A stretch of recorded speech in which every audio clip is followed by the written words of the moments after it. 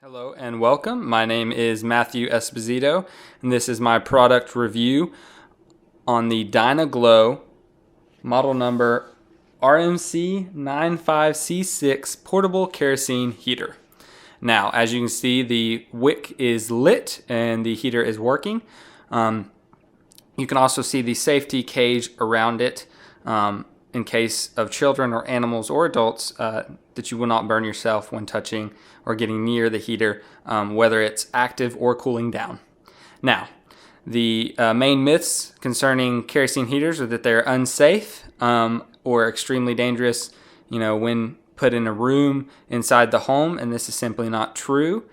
Kerosene heaters are a great supplementary heat source when the proper safety instructions are followed.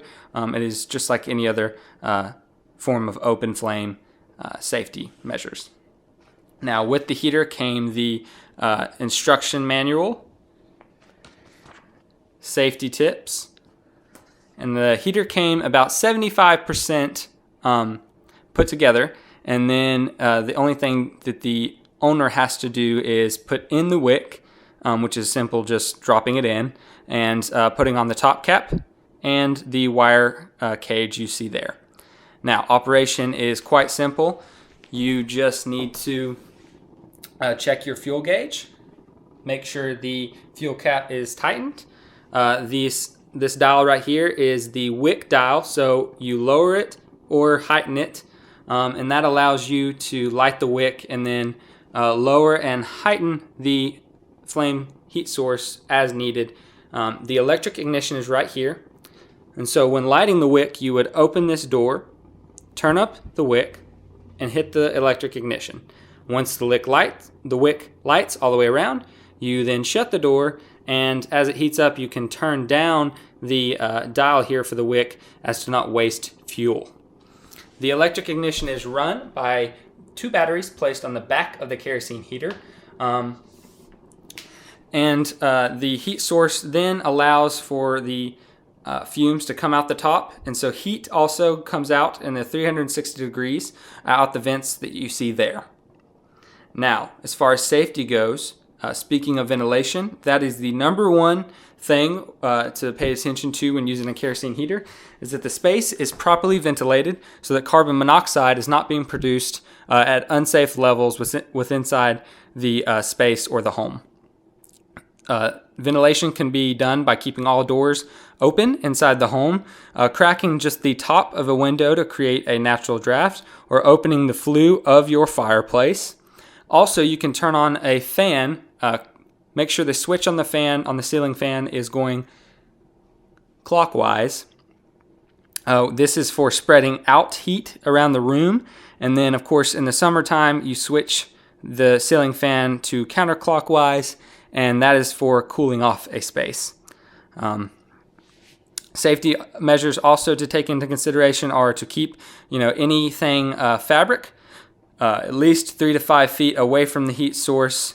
As you can see, we have the fireplace directly behind it, and nothing really around the heat source that could be flammable.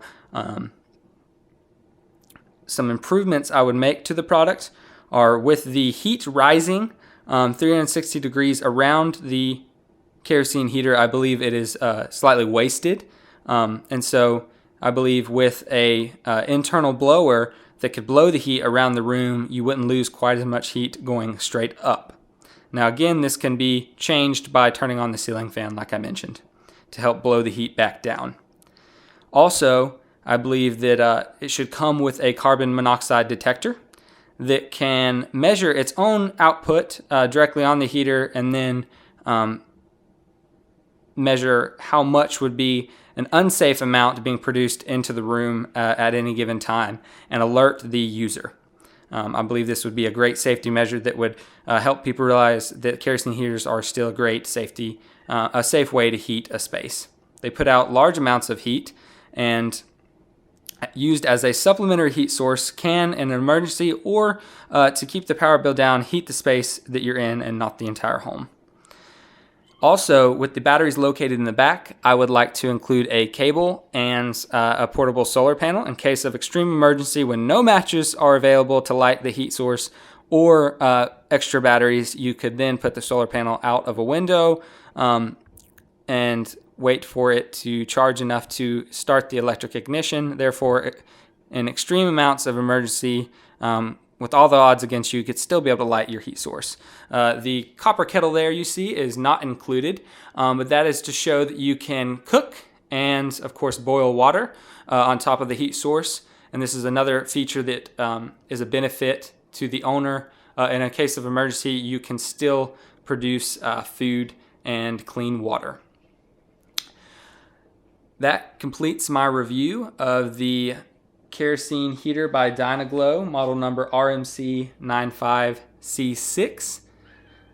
Just some quick notes are that it was $150, and that was about $50 less than the competition, while still putting out 23,000 BTUs, which is the amount of measurement that is used to measure the heat within a space.